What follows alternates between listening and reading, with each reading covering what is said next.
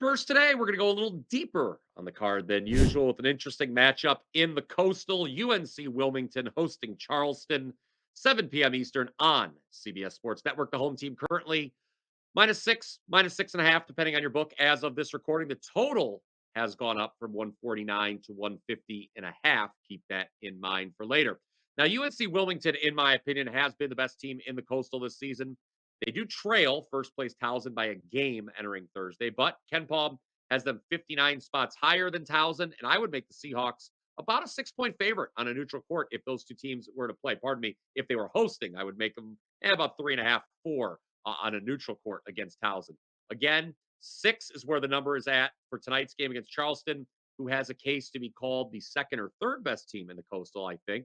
Tonight's going to mark just the second time in the last 13 games where the Cougars are underdogs.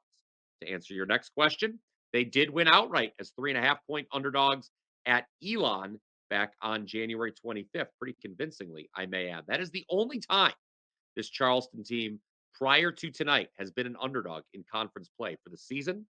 They're 3-1 straight up and ATS when catching points. Certainly a trend worth considering. Now, definitely don't want to lay the points here, given Charleston's been pretty good as an underdog, like I just laid out. But UNC Wilmington, who again I feel is the best team in the Coastal, not a team I'm looking to fade either. After all, they come into tonight riding an 8-game win streak. That includes an 85-83 victory over this Charleston team as 2-point road underdogs back on January 25th. Despite it ending up as a 2-point game, Seahawks led most of the way in that one. Interestingly enough, both these teams are coming off overtime wins here. UNC Wilmington was actually taken to double overtime by Drexel last time out, despite never trailing by more than 3 in that game. Similar deal for Charleston, although they needed just one OT to hold off Elon last Saturday. So, how are we going to bet on tonight's game? Let me go back to something I mentioned at the open that the over has taken money. Turns out there's some pretty solid reasoning for that. These are the two top offensive teams in the Coastal when you look at the Ken Palm ratings. And again, last time they met, they combined for 168 points. So a total of 150.5 seems kind of low, even after it took money. Over is how I'd bet this matchup. Go ahead and smash that like button if you agree with me. I'll be letting you know how to bet Maryland, Nebraska in just a moment. But first, wanted to let you know that for less than $8 per day, you can get every premium pick that I release for the next 30 days. Just head on over wt.buzz/BP. I'm a perfect 4-0 last 2 nights in college hoops, so starting to heat up at the right time for March Madness. Had a nice win on Villanova last night. That comes on the heels of the 3-0 sweep on Tuesday. $5 best bet was Michigan money line. Not to mention, I had outright wins with Kansas State and UConn as well.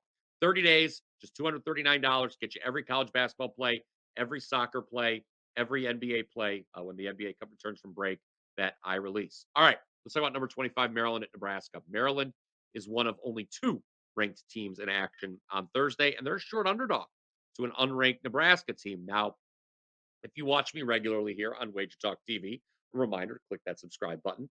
Then you know backing unranked home favorites against top 25 teams is something I regularly do.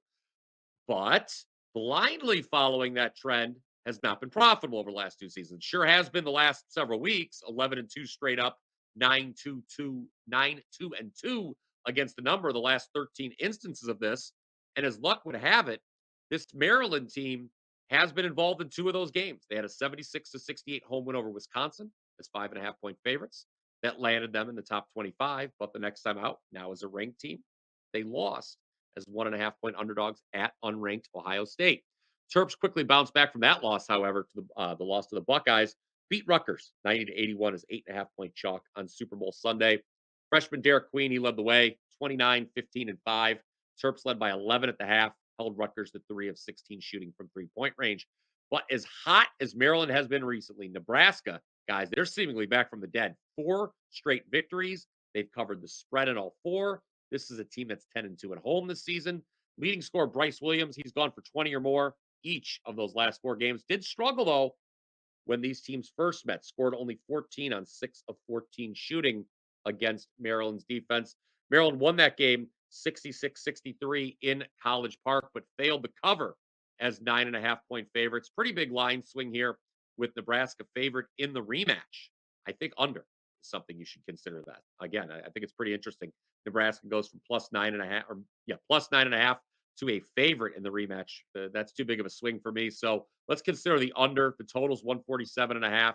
Again, that first meeting just saw 129 total points scored. Do we really think there's going to be 19 more scored tonight? I don't think so. Four straight meetings between these teams have seen 145 or fewer points scored, and that's with one of them going to overtime. So smash that like button if you agree with me on the under here. By the way, I obviously talked a little about the Coastal earlier. If you'd like another free play from that conference, be sure to check out tonight's or today's edition of the Morning Wager with myself and Mark Zinno because I gave out a play on Campbell Northeastern on that show. So be sure to check that out. WT.buzz/PP to get that 30-day all access pass. Until next time, guys, let's catch some tickets.